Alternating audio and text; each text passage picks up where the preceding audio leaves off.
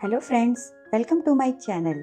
गर्मियों की छुट्टियां, दादी का गांव, पहाड़, खेत और एक रहस्यमयी सुरंग। इस बार की छुट्टियां सिर्फ मस्ती की नहीं, सच्चाई और साहस की भी थीं। तो फिर देर किस बात की? पूरी कहानी सुनने के लिए बने रहिए मेरे साथ। लाइक करें, शेयर करें और चैनल को सब्सक्राइब जरूर करें। तो चलिए सुनते हैं गुमनाम सुरंग का रहस्य। गर्मी की छुट्टियां शुरू हो चुकी थी और अमन अपनी छोटी बहन रिया के साथ दादी के गांव नीलकुंड पहुंचा था। यह गांव पहाड़ियों के बीच बसा था, जहां सुबह की हवा में मिट्टी की सौंधी खुशबू होती थी और रातें झिंगुरों की आवाजों से गूंजती थी। दादी, हम बोर हो जाएंगे यहाँ, न इंटरनेट है न टीवी, अमन ने पहले ही दिन शिकायत की। दादी मुस्कुराई। यहाँ की कहानियाँ इंटरनेट से कहीं ज्यादा मजेदार हैं। तुम चाहो तो गांव के पुराने कुएं और पहाड़ियों को घूम सकते हो, लेकिन शाम से पहले घर लौट आना। अमन और रिया ने तय किया कि वे रोज नई जगहों पर घूमने जाएंगे। उन्हें क्या पता था कि एक रोमांचक रहस्य उनका इंतजार कर रहा है। तीसरे दिन अमन और रिया गांव की सबसे ऊंची पहाड़ी पर चढ़ने निकले। वहां से पूरा गांव दिखाई देता था, लेकिन जैसे ही वे चोटी पर पहुंचे, रिया ने नीचे की ओर इशारा किया। भैया देखो, वो क्या है? एक टूटी सी झोपड़ी और उसके पास एक बड़ा पत्थर। अमन ने दूरबीन से देखा। वो पत्थर किसी दरवाजे जैसा लग रहा है। चलो नजदीक से देखते हैं। जब वे उस जगह पर पहुंचे तो झोपड़ी सच में बहुत पुरानी थी। अंदर जाले थे और दीवारों पर मिट्टी के निशान। और वह पत्थर, वह किसी द्वार की तरह जमीन में धंसा था, जिसके किनारे पर एक छोटी सी घंटी बनी हुई थी। रिया ने झिझकते हुए पूछा, ये क्या हो सकता है? शायद कोई पुरानी गुप्त सुरंग। अमन ने जोश में आकर पत्थर को हिलाने की कोशिश की, लेकिन वो हिला भी नहीं। हमें वापस चलना चाहिए, रिया ने डरते हुए कहा। कल फिर आएंगे, रस्सी और टॉर्च के साथ, अमन मुस्कुराया। अगले दिन सुबह सुबह वे दोनों झोपड़ी पहुंचे। अमन एक लंबी रस्सी और टॉर्च लाया था।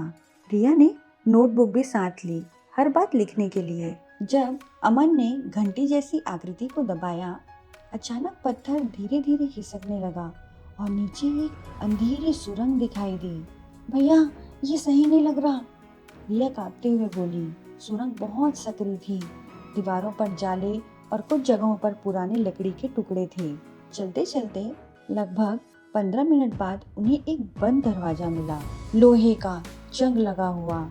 उस दरवाजे पर कुछ लिखा हुआ था, जो सच देखे वही अंदर जाए।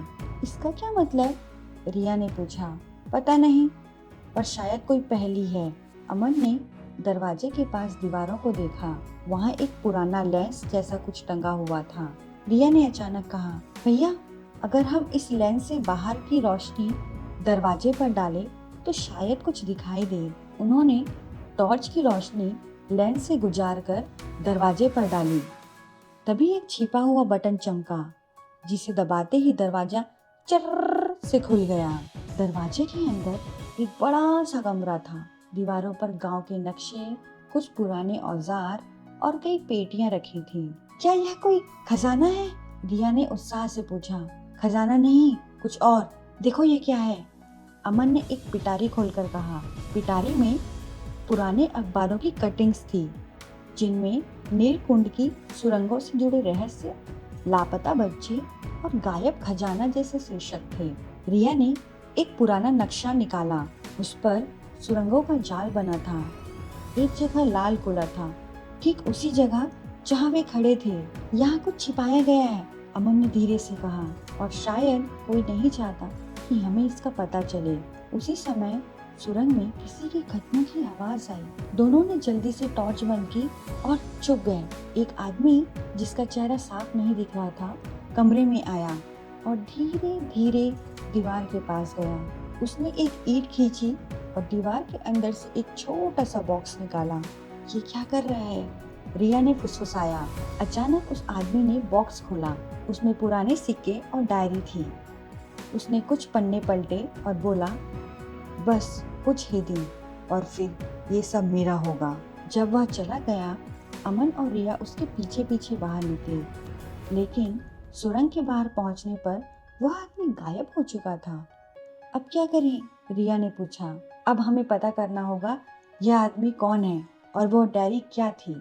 अगले दिन अमन ने गांव की लाइब्रेरी में अखबारों और रिकॉर्ड्स में उस सुरंग के बारे में पढ़ा। उसे पता चला कि 50 साल पहले गांव के स्कूल मास्टर श्रीमान घोष गायब हो गए थे और वे सुरंगों पर रिसर्च कर रहे थे। भैया, अगर वो आदमी श्रीमान घोष का रिश्तेदार हुआ तो? रिया ने अंदाजा लगाया। उन्हें यह भी पता चला कि गांव के सरपंच श्री साहू उसी समय से गांव की जमीन के कई हिस्से खरीदते आ रहे थे, जिनमें वह झोपड़ी भी थी। शायद साहू जी उस रात सुरंग में आए थे, अमन ने कहा। रिया ने कहा, हमें उस डायरी की तलाश करनी होगी। दोनों ने अगले कुछ दिन छुप छुपाकर सुरंग के रास्ते को खंगालना शुरू किया। एक और दरवाजा मिला। इस पर लिखा था, जो सच्चाई छिपाए वो अंदर फंसे। इस पर उन्होंने सावधानी से दीवारें टटोली और एक पुरानी लोहे के हैंडल को घुमाया। दरवाजा खुल गया। अंदर एक और कमरा था, जिसमें नक्शे, पुराने जमीन के कागज और एक अलमारी थी। अलमारी में वही डायरी रखी थी जो उस आदमी ने देखी थी। डायरी में लिखा था, श्रीमान घोष की अंतिम बातें। अगर यह डायरी कोई बच्चा पढ़ रहा है तो जान लो, यह सुरंग खजाने से नहीं, सच्चाई से भरी है। गांव की जमीनें जिन दस्तावेजों से छीनी गई हैं वो यही हैं। इन्हें पंचायत तक पहुंचाना बहुत ज़रूरी है। रिया और अमन ने सारे दस्तावेज, फोटो और डायरी लेकर सीधा पंचायत में जाकर सरपंच साहू के खिलाफ सबूत दिए। पहले तो कोई यकीन नहीं कर रहा था। जब बच्चों ने सुरंग का नक्शा और दस्तावेज दिखाए तो गांव के बड़े बुजुर्ग भी चौंक गए। पुलिस को बुलाया गया और जब सुरंग की छानबीन हुई तो सच सामने आया। श्री साहू वर्षों से गांव के लोगों को धोखा देकर उनकी जमीनें हथिया रहे थे। सरपंच बदल गया। सुरंग को अब गांव की ऐतिहासिक धरोहर घोषित किया गया। स्कूल में उस पर एक प्रोजेक्ट शुरू हुआ और अमन और रिया को गांव का हीरो कहा गया। अब बोर हो रहे हो? दादी ने मुस्कुराते हुए पूछा। बिल्कुल नहीं दादी, इस बार की छुट्टियां जिंदगी की सबसे मजेदार थी, अमन ने जवाब दिया। रिया बोली, और हमने जादू नहीं, सच्चाई से जीत पाई। तो दोस्तों, हर रहस्य में एक सच्चाई छिपी होती है, बस ज़रूरत है उसे ढूंढने की हिम्मत की। आपको यह कहानी कैसी लगी? लाइक, शेयर और सब्सक्राइब ज़रूर करें। फिर मिलेंगे एक और रोमांचक कहानी के साथ। तब तक के लिए हंसते रहिए, मुस्कुराते रहिए और अपना ख्याल रखिए।